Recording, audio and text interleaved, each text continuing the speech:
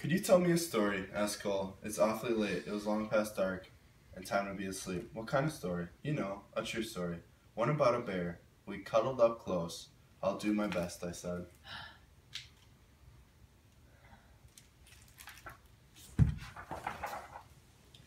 A very long time ago, about 100 years before you were born, there was a veterinarian who lived in Winnipeg. His name was Harry Colburn. A vegetarian, said Cole. Bear doesn't like vegetables. A veterinarian, it means an animal doctor. I know that, Cole said. That's what I'm going to maybe be when I'm big. If a horse had the hiccups or a cow had a cough, Harry knew how to make them feel just right. Harry's hands were never cold, even in Winnipeg, where the winters are so frosty that icicles grow on the insides of your nose. That was just the kind of doctor he was.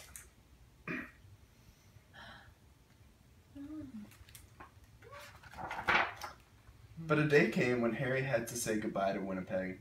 There was a war far, far away, beyond the end of the country, and on the other side of the ocean. He was going to help. He was going to be caring for the soldiers' horses. Harry rode east on a train full of other soldiers. He leaned his head against the window, watching the land scroll by, wondering what it would be like to be so far from home.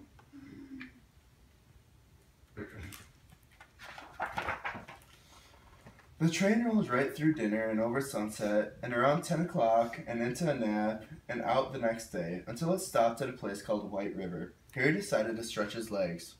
On the train platform was a man on a bench with a baby. A baby? Said Cole, annoyed.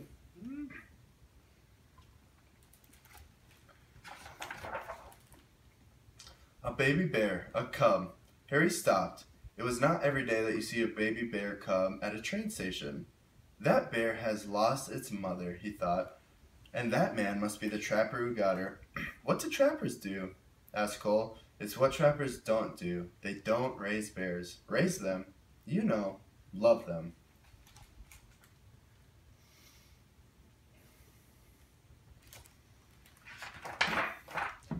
Harry thought for a long time.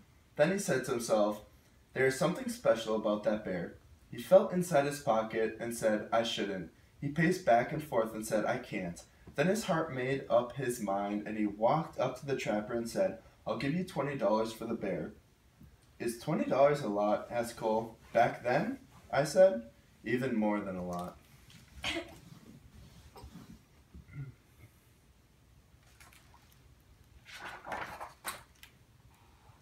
Captain Colburn, said the colonel on the train, as the little bear sniffed at his knees.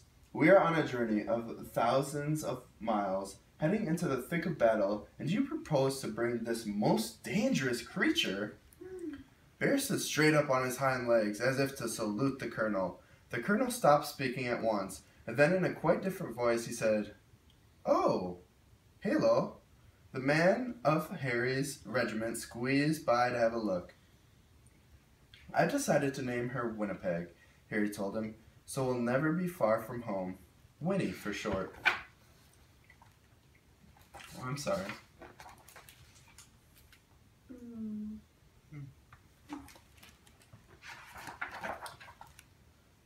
They had a very long way to travel, and they had already gone 3 or 4 feet when Winnie grew hungry.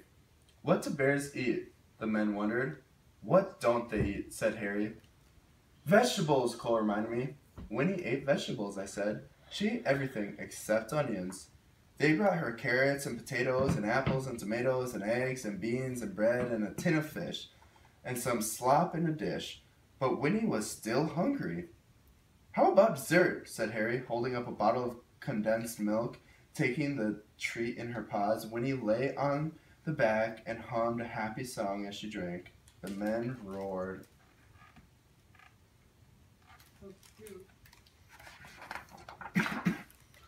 Harry and Winnie gathered with soldiers from all over Canada in the green fields of Valcoutaire. A whole city of tents had sprung up there. One was a hospital for horses where Harry went to work.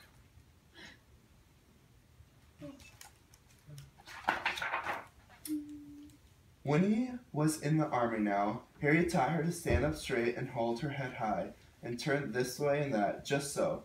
Soon she was assigned her own post. Even the colonel agreed that Winnie was a remarkable bear. She might have been the best navigator in the whole army. If you hid something, she could find it. She could.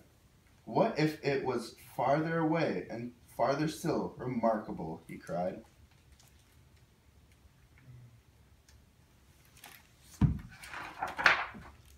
In the evenings, both of them were too tired to move. When Harry thought about Winnie and the voyage across the ocean, his heart said, I shouldn't. His head said, I can't.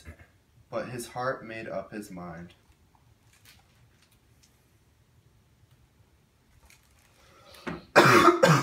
Excuse me.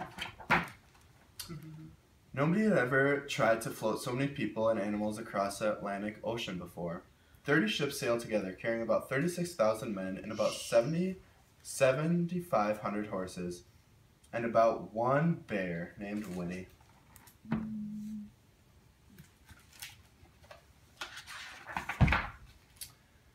When they finally arrived in England, the regiment went to training on the Salisbury Plain, where it rained and rained and rained. But Winnie didn't seem to mind. She was a mascot of the 2nd Canadian Infantry Brigade, and she attended her post with vigor. One day, Harry came running while she was doing her exercises in the tent. You'll bring the whole place down, he said with a laugh. She had grown.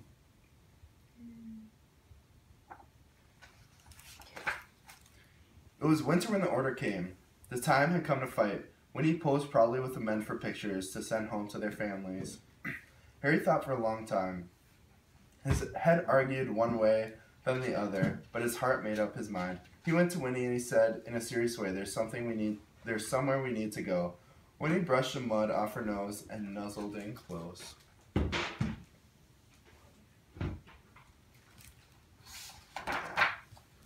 Harry drove all the way to the big city.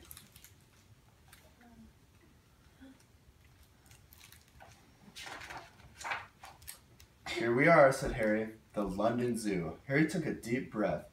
Winnie, this is going to be your home for a while, he said. She tilted her head. We're shipping out to France, he explained. I have to take care of the horses at the front. She rested her big head against him.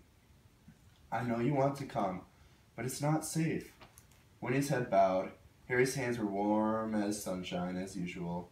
There is something you must always remember, Harry said. It's the most important thing, really. Even if we're apart, I'll always love you.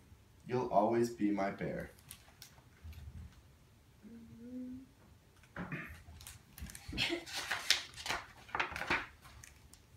Is that the end? That's the end of Harry and Winnie's story, I said. But I don't want it to be over, said Cole. Sometimes, I said, you have to let one story end so the next one can begin. How do you know when that will happen? You don't, I said, which is why you should always carry on.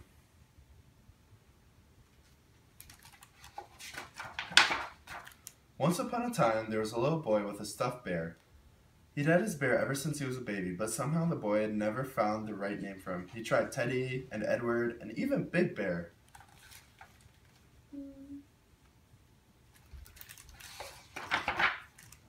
One day, the boy went to visit the London Zoo with his father, and there was a bear, a real bear, on the terraces there. Right away, the boy thought, there is something special about that bear. Her name was Winnie. They became true friends. The boy was allowed to come right inside her enclosure to play. Once the boy had found Winnie, he knew just what to call his stuffed bear. He named it Winnie the Pooh, and the boy was called Cole, said Cole.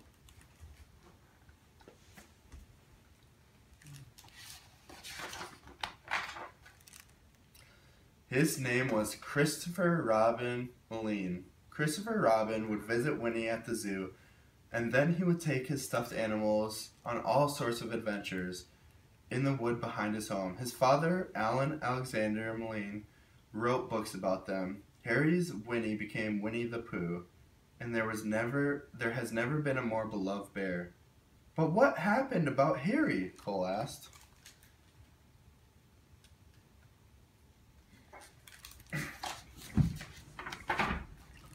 When Harry visited Winnie at the zoo, he saw how happy she was. She was being raised, she was being truly loved. And that was all he had ever wanted, from the moment they met at the train station in White River. So after the war, Harry returned to Winnipeg and his life as an animal doctor. Before long, he was married and had a son named Fred. And Fred had a daughter named Lauren, and Lauren had a daughter named Lindsay, which is me. And then I had a son. When I saw you, I thought there is something special about this boy. So I named you after your great-great-grandfather, Captain Harry Colburn. I named you Cole.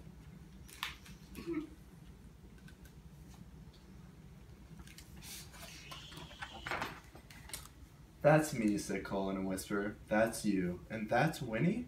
Yes, I said, that's Winnie. And it's all true? Sometimes the best stories are, I said. Cole's eyes grew big, and he said nothing for a long time. Then he hugged his own bear close and let out a yawn that reached far away, and they both turned over and fell asleep.